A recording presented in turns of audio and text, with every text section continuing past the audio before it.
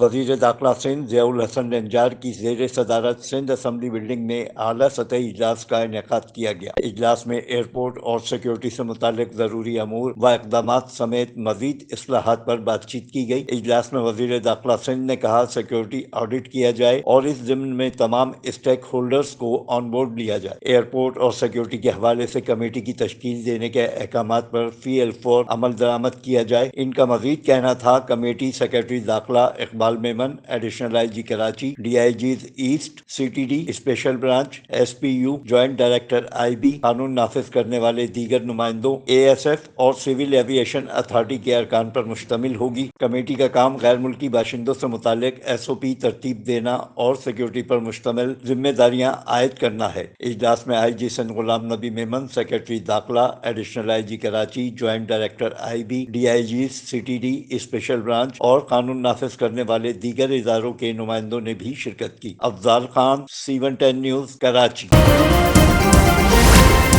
C110 news, خبر کی اصل خبر۔